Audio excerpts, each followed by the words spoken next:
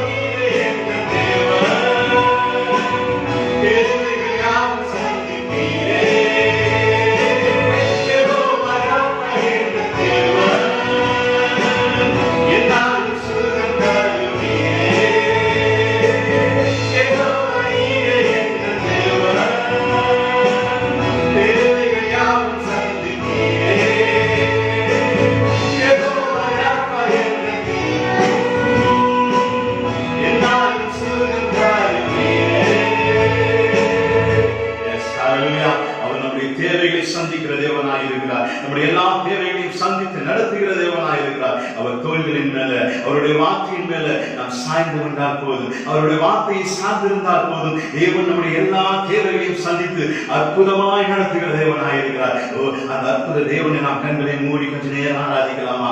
எவ்வளவு அற்புதமான தேவனாய் இருக்கிறார். நம் மரண இருள் பல்ல காற்றில் நடந்தாலும் நம்முடைய அப்பா நம்மோடு கூட இருப்பதனால நமக்கு பயம் ஒன்றும் இல்லையே, நமக்கு பயம் ஒன்றும் இல்லையே. நமக்கு விரோதமாய் 1000 வந்தாலும் 10000 வந்தாலும் நமக்கு எதற்கும் பயப்பட தேவையில்லை, நம்ம எதற்கும் பயப்பட தேவையில்லை. ஏன்னா நம்ம அப்பாவுடைய தோளில் சாய்ந்து கொண்டிருக்கிறோம், அவருடைய வார்த்தையை நாம் சார்ந்து கொண்டிருப்பதனால நம்ம எதற்கும் பயப்பட தேவையில்லை. ஹல்லேலூயா, ஹல்லேலூயா. அவருக்கு நன்றி செலுத்தி கொஞ்ச நேரம் அவரை துதிக்கலாமா? அவரை துதிக்கலாமா?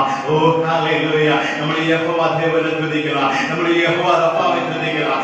நமக்கு சுகமளிக்கிற தேவனாய் இருக்கிறார், அவர் நமக்கு வெற்றி கொடுக்கிற தேவனாய் இருக்கிறார், நமக்கு ஜெயம் கொடுக்கிற தேவனை நன்றி செலுத்தி நாம் துதிக்கலாமா? இயேசுப்பா உமக்கு நன்றி ராஜா, நன்றி ராஜா, நன்றி ராஜா, நன்றி ராஜா. ஒவ்வொரு நாளும் எங்களை அருமையாய் காத்து வழி நடத்தி வரீங்களேப்பா, ஒவ்வொரு நாளும் எங்களை போஷித்து வழி நடத்துறீங்க தகவலே. இயேசுவே உமக்கு நன்றி ராஜா.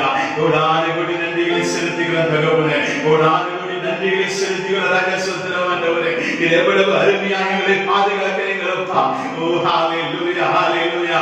ஒவ்வொரு நாளும் ராஜா சுத்திரம் ஆண்டவரே. அப்பா எங்க தேவை எல்லாவற்றையும் தகவலே அற்புதமாய் சந்திக்கிறீங்க தகவலே, அற்புதமாய் சந்திக்கிறீங்க ராஜா. இயேசுவே உமக்கு நன்றி தகவலே. இயேசுவே உமக்கு நன்றி, நன்றி, நன்றி, நன்றி, நன்றி ராஜா. ஓ ஹல்லேலூயா. எங்களை தலை நிமிர்ந்து நடக்க பண்ணுகிற தேவன் அல்லவா ராஜா. ஸ்தோத்திரம். ஓ ஹல்லேலூயா, ஹல்லேலூயா. ஒருபோதும் தகப்பனே ராஜா ஸ்தோத்திரம் ஆண்டவரே. அப்பா உம்மை நாங்கள் வெட்கப்பட்டு போவதில்லை ராஜா. ஸ்தோத்திரம் ஆண்டவரே. இதப்படியாக எங்களை நடத்துகிறபடினால ராஜா உமக்கு நன்றி செலுத்துகிறோம், உமக்கு நன்றி செலுத்துகிறோம் தகப்பனே. உமக்கு கோடான கோடி நன்றி ராஜா. ஸ்தோத்திரம் ஆண்டவரே. அப்பா இந்த வேளையில் ராஜா ஸ்தோத்திரம் எங்களை முற்றிலுமாய் அப்பா உம்மிடத்தில் தாழ்த்தி அர்ப்பணிக்கிற ராஜா. எங்கள் ஆவி ஆத்மா சரீரத்தை தகப்பனே முற்றிலுமாய் தாழ்த்தி அர்ப்பணிக்கிற ராஜா. ஸ்தோத்திரம் ஆண்டவரே. அப்பா எங்கள் குறைவுகளை மன்னிங்க ராஜா, எங்கள் குற்றங்களை மன்னிங்கப்பா. எங்க வாழ்க்கையில் குறைவுகள் உண்டு ராஜா, எங்க வாழ்க்கையில குற்றங்கள் உண்டு ராஜா. ஸ்தோத்திரம் ஆண்டவரே. தயவாய் மன்னிங்க. ஒரு விசை கொண்டு ஒரு ரத்தத்தினால கழுவிகளை சுத்திகரித்து ராஜா. ஸ்தோத்திரம் ஆண்டவரே. எங்களை பரிசுத்தப்படுத்துங்க ராஜா. அந்த கல்வாரி ரத்தத்தினால தகப்பனே எங்களை கழுவி சுத்திகரித்து தகப்பனே ஒரு விசை கூட பரிசுத்தப்படுத்துங்க ராஜா, ஒரு விசை கூட பரிசுத்தப்படுத்துங்க தகப்பனே ராஜா. அப்பா தகப்பனே நீங்க தகுதிப்படுத்தாம நாங்க தகுதியாக முடியாது ராஜா, நீங்க தகுதிப்படுத்தாம நாங்க தகுதியாக முடியாதுப்பா, நீங்க பரிசுத்தப்படுத்தாம நாங்க பரிசுத்தமாக முடியாது ராஜா. இயேசுவே எங்களை பரிசுத்தப்படுத்துகிற தேவன் அல்லவா, எங்களை பரிசுத்தப்படுத்துகிற தேவன் அல்லவா ராஜா. எங்களை பரிசுத்தப்படுத்துகிற ராஜா. உம்மை போல எங்களை மாற்றுங்க, உம்மை போல எங்களை மாற்றுங்க ராஜா. முற்றிலுமாய் எங்களை அர்ப்பணிக்கிற தகப்பனே, முற்றிலுமாய் எங்களை அர்ப்பணிக்கிற ராஜா. அப்பா தகப்பனே சோதரிக்கிறோம், சோதரிக்கிறோம். எங்களை உருவாக்கி பயன்படுத்துங்க, எங்களை உருவாக்கி பயன்படுத்துங்க ராஜா. எங்களை ஒவ்வொருவரையும் உருவாக்கி பயன்படுத்துங்க. ஓ ஹல்லேலூயா, ஹல்லேலூயா, ஹல்லேலூயா. இரவு நல்லவரப்பா, இரவு நல்லவர் ராஜா. சுத்திரம் ஆண்டவரே. ஓ ஹல்லேலூயா, ஹல்லேலூயா. உன்னதமானவரே இரவு நல்லவராய் இருக்கிறீங்க ராஜா. சுத்திரம் ஆண்டவரே. ஓ தகப்பனே உம்மை உயர்த்துகிற ராஜா, உம்மை உயர்த்துகிற ராஜா. சுத்திரம் ஆண்டவரே. உம்மை உயர்த்துகிற தகப்பனே ராஜா. சுத்திரம் ஆண்டவரே. இச்செய்தி எல்லா நன்மைகளுக்காக ராஜா. சுத்திரம் ஆண்டவரே. உம்மை உயர்த்தி ஆராதிக்கிறப்பா, உம்மை உயர்த்தி ஆராதிக்கிற ராஜா. சுத்திரம் ஆண்டவரே. ஓ உம்மையே நாங்கள் சார்ந்து இருக்கிற தகப்பனே, உம்மையே நாங்கள் சார்ந்து இருக்கிற ராஜா. நீங்க இல்லாம நாங்க வாழ முடியாது தகப்பனே. ஓ ராஜா கரவரவரியா நீங்க ஹதுரக்கலர் யாந்தர ஊரியக்கலர் உக்கவரவரவா. என் தேவனே சுத்திரம் ஆண்டவரே. நீங்க இல்லாம நாங்க வாழ முடியாது ராஜா. நாங்கள் உண்மையே சார்ந்து இருக்கிறோம், நாங்கள் உண்மையே சார்ந்து இருக்கிறோம் ராஜா. சுத்திரம் ஆண்டவரே. ஓராவா சகல விக்கந்தரவன் ஓரியாந்தரா. இயேசுவே உம்மை துதிக்கிறோம், சோதரிக்கிறோம், சோதரிக்கிறோம் ராஜா. முற்றிலுமாய் அர்ப்பணிக்கிறோம், முற்றிலுமாய் அர்ப்பணிக்கிறோம். சுத்திரம் ஆண்டவரே. உம்மை உயர்த்தி ஆராதிக்கிறோம், உம்மை உயர்த்தி ஆராதிக்கிற ராஜா. சுத்திரம் ஆண்டவரே. ஓரா சந்தர ஹதுரவனவரை கவனவர் ஊரத்தரா. இயேசுவே, இயேசுவே, இயேசுவே, இயேசுவே. ஓ ஹல்லேலூயா, ஹல்லேலூயா. சகோதரே ராஜா உயர்த்தி.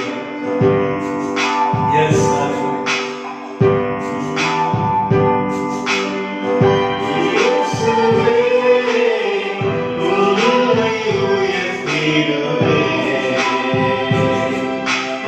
Yes,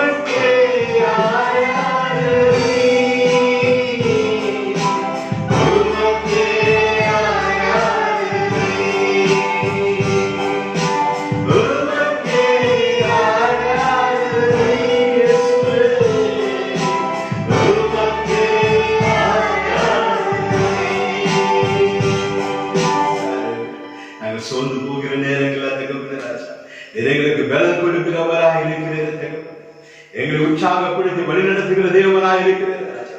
அப்பா தகப்பனை சோதரிக்கிறோம் அப்பா, எங்களை முற்றிலுமாய் தாழ்த்தி இப்படி பாலத்தில் அர்ப்பணிக்கிற ராஜா. தொடர்ந்து எங்களை பொறுப்படுத்திக் கொள்ளுங்க ராஜா. சோதரமானவரே, தொடர்ந்து ராஜா சோதரங்களை ஆசீர்வதித்து வழிநடத்துகிறார். நன்றியோடு உண்மை துதிக்கிறோம், சோதரிக்கிறோம், சோதரிக்கிறோம், சோதரிக்கிறோம் தகப்பனே. எப்பா தகப்பனை சோதரமானவரே, ஒவ்வொரு நாளும் தகப்பனே எங்கள் ஒவ்வொருவரையும் வழிநடத்து இயேசு கிறிஸ்துவின் நாமத்தில் பிதாவே. அல்லேலூயா. கிறிஸ்துவின் நாமத்திலே உங்களுக்கு மீண்டுமாய் நான் உங்களுக்கு வார்த்தைகளை தெரிவிக்கிறேன். தொடர்ந்து நாம் சில காரியங்களுக்காக நாம் செபித்து தேவ செய்திக்கு நேராக நாம் கடந்து செல்லலாம். தேசத்துக்காக, தேசத்தில் இருக்கிற சூழ்நிலைகள் விரைவாக மாறும்படி, மறுபடியாக ஜனங்களுடைய இயல்பு வாழ்க்கை மீண்டுமாய் துவங்கும்படியாக, வேலைகள், வருமானத்தின் ஆதாரங்கள் எல்லாம் நிறைவாய் அவர்களுக்கு இருக்கும்படியாக நாம் ஒன்று சேர்ந்து நாம் செபிக்கிறோம். தகப்பனையும் துதிக்கிறோம், சோதரிக்கிறோம், சோதரிக்கிறோம், சோதரிக்கிறோம் அப்பா. இந்த நாட்கள் ராஜா சோதரமானவரே, எங்கள் தேசத்தில் உலக நாடுகளும் ராஜா சோதரமானவரே அப்பா, இருக்கிற இந்த கொரோனா பாதிப்பை முற்றிலுமாய் தகவலை நீங்க நீக்கி போடுங்க ராஜா சோதரமானவரே. இம்மிட்டுமாய் தகவல் எங்கள் தேசத்தில் ராஜா சோதரம் நல்ல மாற்றங்களை கொடுத்து வருகிறபடினால் நமக்கு நன்றி செலுத்துகிறோம். தொடர்ந்து எல்லா தேசங்களும் தகவலை ஒரு நல்ல மாற்றத்தை கொடுத்து ராஜா, முற்றிலுமாய் இந்த கொள்ளை நோய் தகவலை எங்கள் தேசங்களை விட்டு, உலக நாடுகளை விட்டு தகவலை அவிச்சு போக நீங்க கிருபை செய்யுங்க ராஜா சோதரமானவரே. அப்பா, இதனால் ஏற்பட்ட இந்த பாதிப்புகளிலிருந்து ராஜா சோதரமானவரே முற்றிலுமாய் நாங்கள் விடுதலை பெற உதவி செய்யுங்க ராஜா சோதரமானவரே. பொருளாதார பாதிப்புகளிலிருந்து விடுதலை பெற கிருபை செய்யுங்க அப்பா. நோய் பாதிப்பினால ராஜா சோதரம் யாரெல்லாம் தகவலை இன்னும் சிகிச்சை பெற்று வராங்களோ அப்பா, அவங்களுக்கு பரிபூர்ண விடுதலை கிடைக்க நீங்க கிருபை செய்யுங்க தகவலை. மக்களுடைய இயல்பு வாழ்க்கை மீண்டுமாய் ராஜா சோதரமானவரை பழைய நிலைமைக்கு திரும்ப நீர் உதவி செய்யுங்க ராஜா சோதரம். பொருளாதாரம் அந்த நிலைமைகள் மாற கிருபை செய்யுங்க தகவலை. சாமி துதிக்கிறோம், சோதரிக்கிறோம், சோதரிக்கிறோம் அப்பா. ஒரு செழிப்பை கட்டளையிடுங்க ராஜா சோதரம் ஆண்டவரே அப்பா. தகவலை சோதரிக்கிறோம், சோதரிக்கிறோம். சபைகள் மீண்டுமாய் விரைவாய் திறக்கப்பட நீர் உதவி செய்யுங்க ராஜா. சபைகள் ஒரு நல்ல எழுப்புதல் காணப்படட்டும் ராஜா. எங்க தேசத்தில் ஒரு எழுப்புதலின் கட்டளையிடுங்க ராஜா சோதரம் ஆண்டவரே அப்பா. புதிய உற்சாகத்துடன் தகவல் ஊழியர்கள் செயல்பட கிருபை செய்யுங்க ராஜா. நன்றியோடு கூட துதிக்கிறோம். எங்களை தாழ்த்தி அர்ப்பணிக்கிற ராஜா சோதரம் எங்களை பொறுப்படுத்திக் கொள்ளுங்க இயேசு கிறிஸ்துவின் நாமத்தில் பிதாவே. ஆமென். அல்லேலூயா. நாம் தேவனுடைய வார்த்தைக்கு நேராக நாம் கடந்து செல்லலாம். இந்த நாளிலும் நாம் தியானிக்கும்படியாக எடுத்துக்கொள்கிறார் வசனம் உன்னத பாடல்களின் புத்தகம் 7வது அதிகாரம். உன்னத பாடல்கள் புத்தகம் 7வது அதிகாரம் 12ஆம் வசனத்தை நாம் வாசித்து தேவ செய்திக்கு நேராக நாம் கடந்து போகலாம். எடுத்துக்கொள்ளுங்கள். உன்னத பாடல்கள், உன்னத பாட்டு 7:12. அதிகாலையிலே திராட்சை தோட்டங்களுக்கு போவோம். திராட்சை கொடி துளிர்த்து அதன் பூ மலர்ந்ததோ என்றும் மாதுளை செடிகள் பூ பூத்ததோ என்றும் பார்ப்போம். அங்கே என் நேசத்தின் உச்சிதங்களை உமக்கு தருவேன். ஹல்லேலூயா. கண்களை மூடி செபிக்கலாம். தகப்பனே, உம்மை துதிக்கிறோம், ஸ்தோத்திரிக்கிறோம் ராஜா. இந்த நாளிலும் தகப்பனே, எங்களுக்கு ஆய்ப்படுத்த இந்த வார்த்தைக்காக உமக்கு நன்றி செலுத்துகிறேன் தகப்பனே. இந்த வார்த்தைகள் மூலமாக நீர் எங்களோடு கூட பேசுங்க ராஜா. எங்களை முற்றிலுமாய் அர்ப்பணிக்கிறோம் இயேசுவின் நாமத்தில் பிதாவே. ஆமென். மீண்டுமாய் இந்த வார்த்தையை நான் வாசிக்கிறேன். அதிகாலையிலே திராட்சை தோட்டங்களுக்கு போவோம். திராட்சை கொடி துளிர்த்து அதில் பூ மலர்ந்ததோ என்றும் மாதுளை செடிகள் பூ பூத்ததோ என்றும் பார்ப்போம்.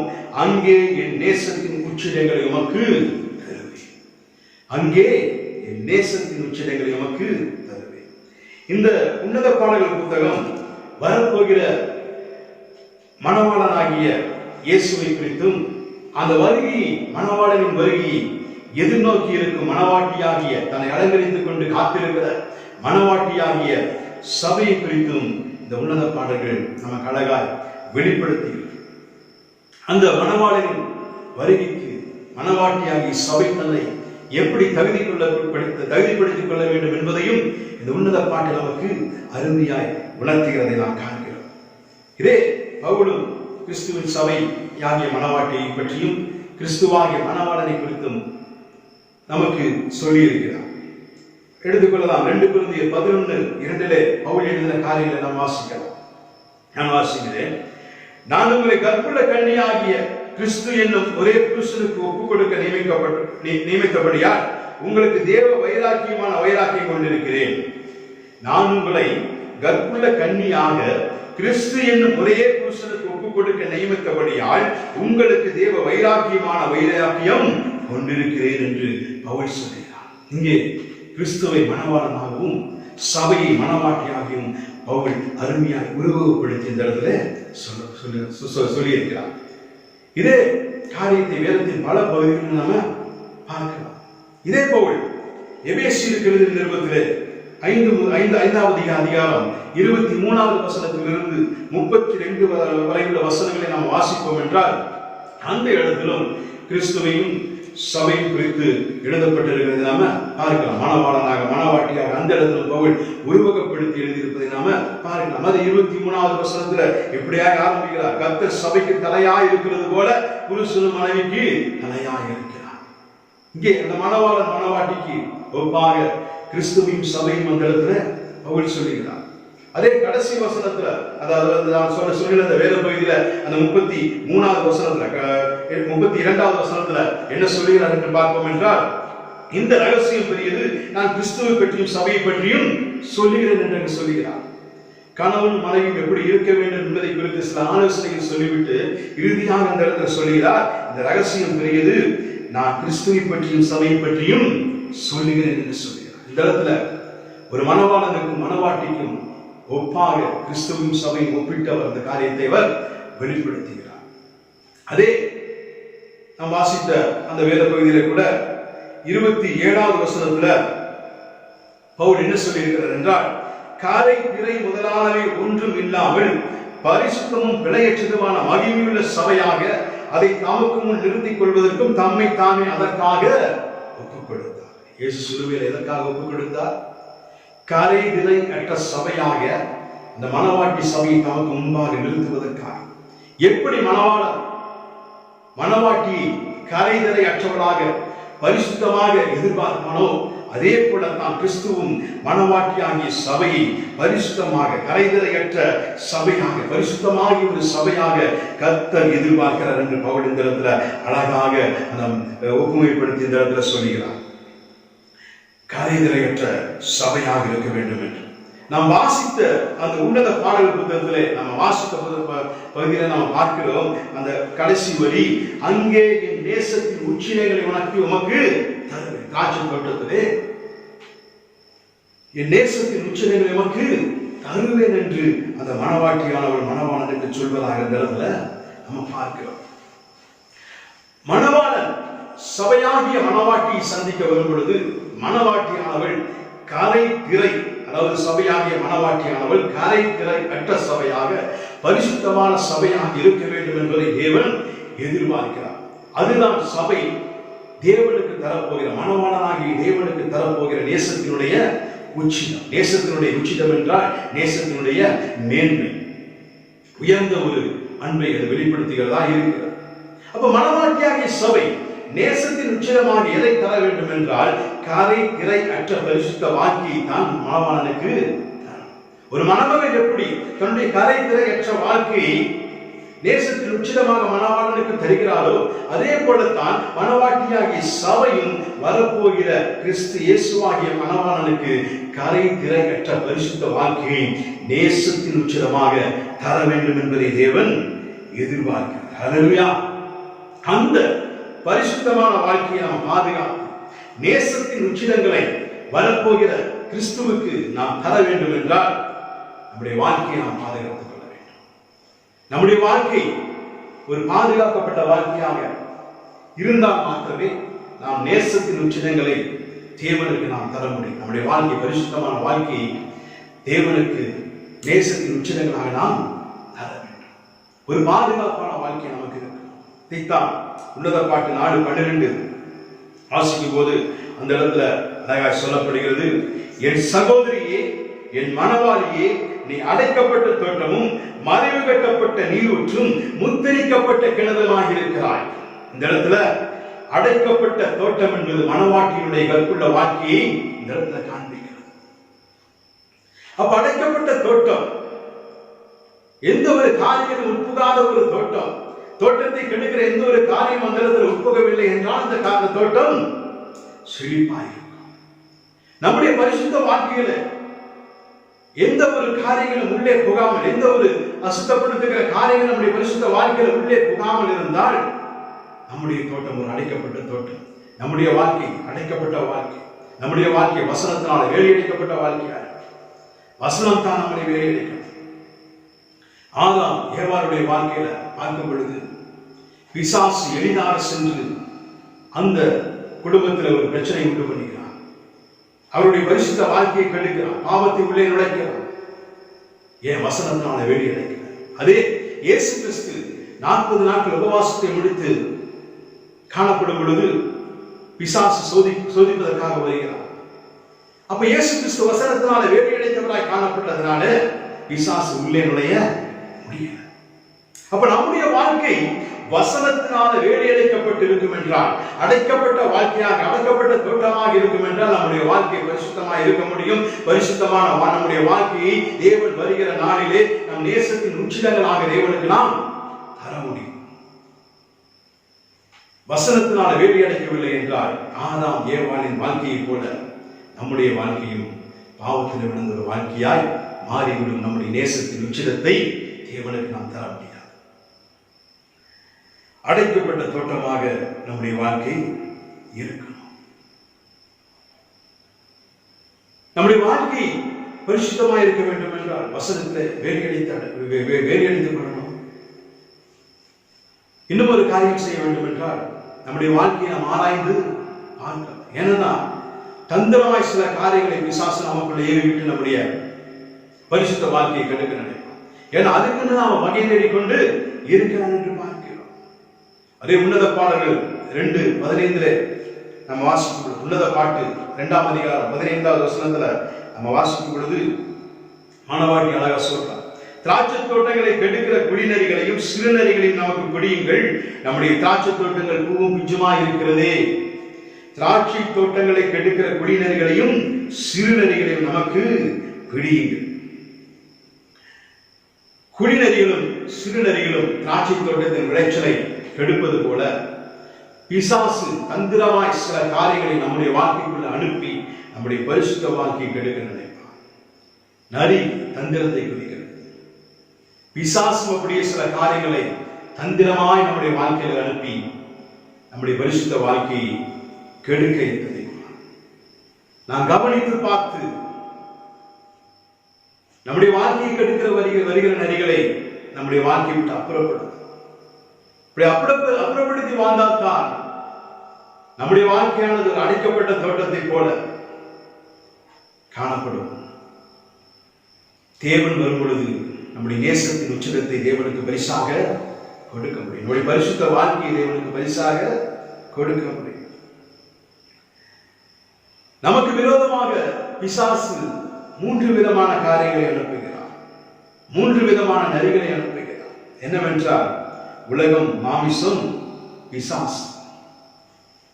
இந்த காரியங்கள் நமக்குள்ளே நமக்கே தெரியாமல் தந்திரமாய் நுழைப்பதிலே பிசாசு வல்லவனாக இருக்கிறார். நாம் அதை கவனித்து பார்த்து நம்முடைய வாழ்க்கையை விட்டு எடுத்து போடாவிட்டால் நம்முடைய வாழ்க்கை பரிசுத்த குலைச்சலாக்கிவிடும். நம்முடைய நேசத்தின் உச்சதைகளை நாம் தேவனுக்கு தர முடியாது. சிம்சோனின் வாழ்க்கையிலிருந்து ஒரு சில காரியங்களை நாம் பார்க்கலாம். சிம்சோன் நசரேனாயாக வாழ்வதற்கு அவன் பிறந்தவன். பெலிஸ்திரை அழிக்கவே அவன் பிறந்தவன். அவனுடைய வாழ்க்கையில அவனுக்கே தெரியாம இந்த 3 விதமான நரிகளை சிம்சோன் வாழ்க்கையில பிசாசு ஏறிவிட்டு அந்த நேசத்தின் உச்சிதங்களை, அந்த நெசரைய விரோதத்தை அவன் முடிக்காமலேயே, அதை பரிபூர்ணப்படுத்தாமலேயே, அந்த நேசத்தின் உச்சிதங்களை தேவனுக்கு தராமலேயே அந்த பரிசுத்த வாழ்க்கையை அவன் இழக்க அந்த பிசாசு தந்திரமாய் வழி செய்து விட்டான். அதை குறித்து நாம பார்க்கலாம். முதலாவது, உலகம் என்கிற நரியை அவன் அனுப்பலாம். உலகம் எப்பொழுதும் தேவனுக்கு எதிராகவே செயல்படும். உலகத்தினுடைய காரியங்கள் எப்பொழுதும் தேவனை தேடுவதற்கு எதிராகவே செயல்படும். உலகம் எப்பொழுதுமே தேவனை விட்டு வழிவிலகவே நம்மை எதிர்பார்க்கும். அப்படிப்பட்டதான உலகம் நமக்குள்ளே வராதவாறு நாம் நம்மை பாதுகாத்துக் கொள்ளும். இங்கே நியாயாதிபதிகள் புஸ்தகத்திலே 14ஆம் அதிகாரம் முதல் வசனத்தை நம்ம வாசிக்கும் பொழுது, நியாயாதிபதிகள் 14ஆம் அதிகாரம் முதல் வசனத்துல நம்ம வாசிக்கும் பொழுது, சிம்சோன் திம்னாத்துக்கு போய் திம்னாத்திலே பெலிஸ்தரின் குமாரத்திகளில் ஒரு பெண்ணை கண்டு. திம்னாத்துக்கு போறான். அங்க பெலிஸ்தரின் குமாரத்திகள் ஒருத்திய பார்க்கலாம். அவனுக்கு அதை கல்யாணம் பண்ணணும் அவனுக்கு ஆசை வந்துருச்சு. பெலிஸ்தியர் விருத்த சேதனம் இல்லாதவர்கள், உலகத்தை குறிக்கிறது. அப்ப உலகத்தின் மேல் அவனுக்கு ஒரு ஆசை வருகிறது. உலகத்தின் மேல் ஒரு ஆசை வருகிறது. அந்த பெலிஸ்திய பெண் அவனுடைய பார்வைக்கு இன்பமாய் இருக்கிறாள். அவன் கண்களுக்கு இன்பமாய் காணப்படுகிறாள், பார்வைக்கு பிரியமாய் காணப்படுகிறாள். உலகம் அவனை கவர்ச்சி செய்கிறது. அப்போ அந்த உலகத்துல, அந்த உலக ஆசையில, உலகத்தின் பால் நாம் ஈர்க்கப்பட்டு உலகத்திலே விழுந்து விட்டோம் என்றால் நாம் எதற்காக வாழ்கிறோம் என்பதை நாம் மறந்து விடுகிறோம். உலகம் அப்படியாய் நம்மை திசை திருப்பி சென்று விடுகிறது. கர்த்தருக்குள் இருக்கிறோம், கர்த்தருக்காக வைராக்கியமாய் வாழுகிறோம். ஆனால் ஒரு உலக ஆசையில நாம் சிக்கிக் கொண்டோம் என்றால், உலகம் ஏதாவது ஒரு விஷயத்திலே நம்மை கவர்ந்து விட்டது என்றால் நாம் எதற்காக வாழ்கிறோம் என்பதை நாம் மறந்து விடுகிறோம். அப்படித்தான் சிம்சோன் மறந்துட்டான். இந்த உலகத்திலே பெலிஸ்திய பெண்ணிலே பெலிஸ்திய பெண்ணின் மேல் அவன் ஆசை கொண்ட உடனேயே தன் நசரேயன் என்பதை கூட அவன் மறந்துவிட்ட ஒரு சூழ்நிலையை பார்க்கிறோம். நசரேய விரதம் இருப்பவர்கள் செத்த பிணத்தை தொட கூடாது. ஆனா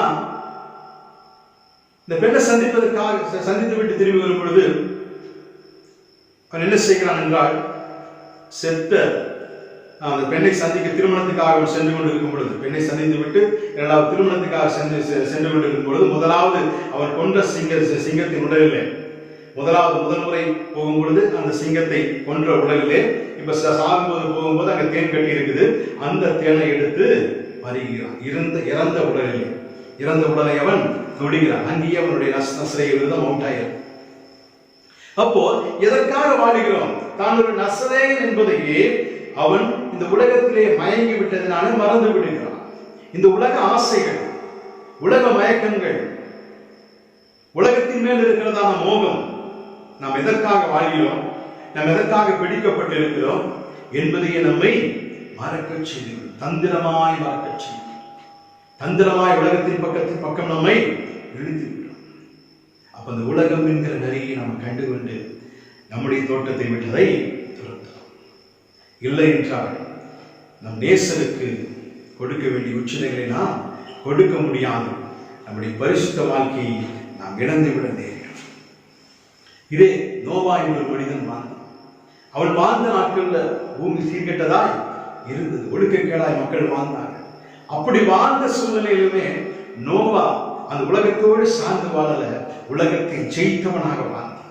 அவன் உலகத்தை ஜெயித்தவனாக கர்த்தரோடு கூட தேவனோடு கூட சஞ்சரித்து வாழ்ந்தபடினாலே தான் அவனும் அவன் குடும்பத்தார் 8 பேர் அங்கே காக்கப்பட்டார்கள். அவனோட நோவா எப்படி உலகத்தை ஜெயித்தவனாக வாழ்ந்தானோ அப்படித்தான் நாம் வாழ வேண்டும் ஒழிய சிம்சோனை போல உலகத்துக்கு விட்டு கொடுத்து வாழக்கூடாது. ஏனென்றால் சத்ரு தந்திரமாய் நம்மை உலகத்தின் பால் இழுத்து விடுவான். அந்த நரியை நாம் சிக்கிவிடக்கூடாது. அந்த நரிக்கு நம்முடைய தோட்டத்தில் இடம் கொடுத்து விடக்கூடாது. அடுத்ததாக பார்ப்போம் என்றால் மாம்சம் எதை குறிக்கிறது என்றால் நம்முடைய சரீரத்தின் ஆசைகளை குறிக்கிறது. மாம்சம் ஒருவனை ஆளுகை செய்யும் பொழுது இயற்கையாய் ஒரு மனிதனுக்கு இருக்கிற ஆசைகள், அந்த இயற்கையான ஆசைகள், இயற்கையான ஆவல்கள் எல்லை தாண்டி சென்று அது பாவத்தை மனுஷனுக்குள்ள கொண்டு வருது. இயற்கையாய் ஒரு மனிதனிடத்தில் இருக்க வேண்டிய ஆசை, இயற்கையாய் இருக்க வேண்டிய ஆவல்கள் அதிகமாகி எல்லை தாண்டி சென்று அந்த மனுஷனுக்குள்ள பாவத்தை கொண்டு வருகிறது. இங்க சிம்சோனுடைய வாழ்க்கையில பார்க்கும் பொழுது நியாயாதிபதிகளின் புத்தகம் 14:1 வாசிக்கும் பொழுது 16ஆம் அதிகாரம் முதல் வசனத்துல என்ன சொல்லப்பட்டிருக்கிறது என்றால், பின்பு சிம்சோன் காசாவுக்கு போய் அங்கே ஒரு வேசியை கண்டு அவரிடத்திலே சிம்சோன் தன் மாம்ச இச்சைக்கு இந்த இடத்துல இடம் கொடுக்கிறார். மாம்ச இச்சையும் நாம் எதற்காக வாழ்கிறோம், நாம் எதற்காக பிடிக்கப்பட்டோம் என்பதை அங்கே மறக்க செய்கிறதாய் காணப்படுகிறது. நசரேயன் எப்படி வாழ வேண்டும் என்பதை குறித்து என்னாகமம் 6ஆம் அதிகாரத்தில் சொல்லப்படுகிறது. அங்க என்னாகமம் 6ஆம் அதிகாரத்துல 8வது வசனத்தில் என்ன சொல்கிறது என்றால், அவன் நசரேயனாய் இருக்கும் நாளெல்லாம் கர்த்தருக்கு பரிசுத்தமாய் இருப்பான் என்று எழுதப்பட்டிருக்கு. அப்போ ஒரு நசரேய விரதம் இருந்தான் என்றால் அவன் வாழ்நாள் எல்லாம் கர்த்தருக்கு என்று பரிசுத்தமாய் தன்னை பாதுகாத்துக் கொள்ள வேண்டும். ஆனால் சிம்சோன் மாம்ச இச்சைக்கு இடம் கொடுத்து வேசியின் பக்கம் சென்றபடினால அந்த இடத்துல நசரேயன் என்ற தகுதியவன் இழந்து விடுகிறான். மாம்சத்தின் இச்சைகள் நாம் எதற்காக பிடிக்கப்பட்டோம், யாருக்காக வாழ்ந்து கொண்டிருக்கிறோம் என்பதை மறக்க செய்கிறதாக இருக்கிறது. நம்முடைய பரம கானானின் பயணத்தை அது மறக்க செய்கிறது. பரிசுத்த வாழ்க்கையை வளைத்துப் போடுகிறது. தேவனுக்கு நேசத்தின் உச்சிலைகளை கொடுக்க விடாமல் தடுக்கிறது.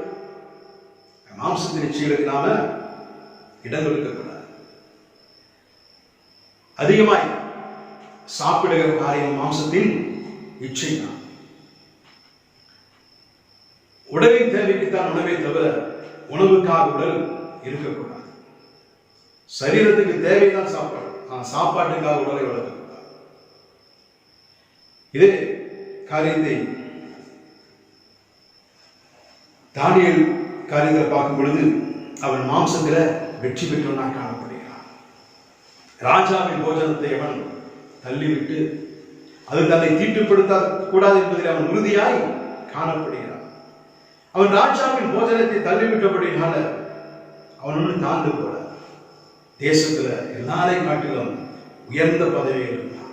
அவனும் அவன் தோழர்களும் தேசத்தில் அதிபதிகளாக இருந்தார்கள் என்று பார்க்கிறோம். அடிமைகளாக வந்தவர்கள் அதிபதிகளாக மாறினார்கள் என்று பார்க்கிறோம். மாம்சத்தின் இச்சைக்கு இடம் கொடுக்காதபடினால தான் தானியேல் அப்படி மாறினான். ஆனால் சிம்சோனோ மாம்சத்தின் இச்சைக்கு இடம் கொடுத்தபடினால என்னுடைய நேசத்தின் உச்சத்தை தேவனுக்கு தர முடியாது. நசரேய விரதத்தை முழுமையாய் முடிக்க முடியாது. மாம்சத்தின் இச்சைக்கு நாம் இடம் கொடுத்தோம் என்றால் பரிசுத்த வாழ்க்கையை நாம் இழந்து விடுவோம்.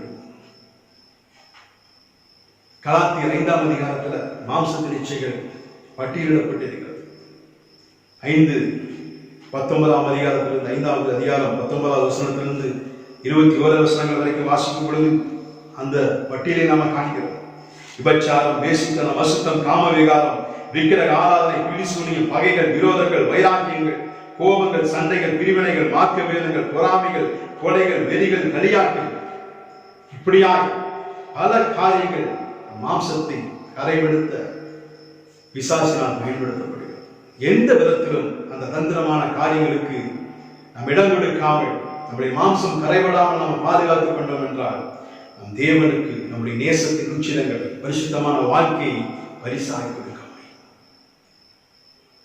அடுத்ததாக நாம் பார்க்க இருப்பது பிசாசு.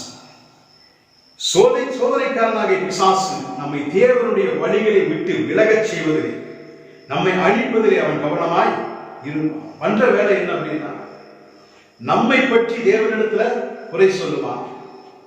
அதே போல தேவனை பற்றி நம்மிடத்துல குறை சொல்லுவான். நம்முடைய வேலையே குற்றப்படுத்துகிறான். நம்மை அழிவுக்கு நேராக அவன் நடத்தி செல்வான். அதிகமாய் வார்த்தைகளை பயன்படுத்துவான். வசனத்தையே பயன்படுத்தி நம்மை விளச்சிய எத்தனைப்பான். வார்த்தைகளை பயன்படுத்தி தான் ஏவாளை விளத்தலினான். பிசாசுக்கு நாம் எதிர்த்து நிற்கும் பொழுது அவன் நம்மை விட்டு ஓடி போவான். ஆனா சிம்சோன் பிசாசுக்கு எதிர்த்து நிற்கிறான். வசனத்தை வாசிப்போம். நியாயாதிபதிகள் 16ஆம் அதிகாரம் 4வது வசனத்தை வாசிக்கும் பொழுது, அதற்கு பின்பு அவன் சோரே காற்றங்கரையில் இருக்கிற தெளிலாள் என்னும் பேருள்ள ஸ்திரீயோடே சிநேகமாக இருந்தான். தெளிலாள் பிசாசை போல வார்த்தைகளினால் அவனை நெருக்கி அவனை அழிவுக்கு நேராக நடத்தி சென்றான். பிசாசு செய்கிற வேலை தெளிலான இடத்துல சிம்சோனுக்கு செய்தார். நியாயாதிபதிகள் 16:14 இப்படியாய் சொல்கிறது, இப்படி அவனை தினம் தினம் தன் வார்த்தையினாலே நெருக்கி அலட்டிக் கொண்டிருந்ததுனால, ஒவ்வொரு நாளும் வார்த்தையினால நெருக்கி அவனை அழிவுக்கு நேராக நடத்தினான் என்று காண்கிறோம். சிம்சோன் அதை உணராமல் அந்த பிசாசுக்கு அவன் இடம் கொடுத்தான். அதனாலே தன்னுடைய நேசத்தின் உச்சிலைகளை பரிசுத்தமான வாழ்க்கையை தேவனுக்கு பரிசாக கொடுக்க முடியல. நசரேய விரதத்தை முழுமையாக அவன் முடிக்க முடியல. யோபியனுடைய வாழ்க்கையை நாம் பார்க்கும் பொழுது எத்தனையோ சோதனைகள் வந்தது. அந்த சோதனையிலும் அவன் திடமாய் நின்றான். யோபை சந்திக்க வந்த 3 தோழர்களும் பல வார்த்தைகளினாலே அவனை குற்றப்படுத்தினார். ஆனாலும் அவன் தேவன் மேல நம்பிக்கையாக இருந்தான். அவன் விசுவாசத்துல உறுதியாக இருந்தான். அதனாலதாங்க அவனுடைய பரிசுத்த வாழ்க்கையை நேசத்தின் உச்சிதமாய் தேவனுக்கு பரிசாய் கொடுக்க முடிந்தது. இரட்டிப்பான நன்மைகளை பெற்றவனாய் காணப்பட்டான். ஆனால் உலகம், மாமிசம், பிசாசு என்கிறதான 3 சோதனைகளும் சிம்சோனுக்கு வந்தபோது அவன் 3லுமே தோற்றவனாகத்தான் காணப்பட்டான். நாம் எப்படி வாழ்ந்து கொண்டிருக்கிறோம்? உலகம், மாமிசம், பிசாசு என்கிறதான நரிகள் தந்திரமாய் நம்முடைய பரிசுத்த வாழ்க்கையை பட்சிக்க வரும் பொழுது அவை அடையாளம் கண்டுகொண்டு நாம் துரத்துகிறோமா?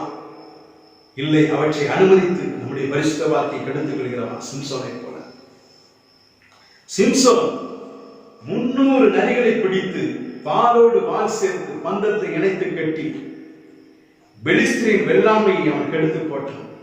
ஆனால் தனக்கு எதிராய் வந்த 3 நரிகளை அவன் இனங்கண்டு கொள்ள முடியாமல் அவற்றின் தந்திரத்துக்கு பலியாகி தன்னுடைய பரிசுத்த வாழ்க்கையை அவன் குலைத்து போட்டு தன்னுடைய நேசத்தின் உச்சத்தை தேவனுக்கு கொடுக்க முடியாமல் பரிதாபமாய்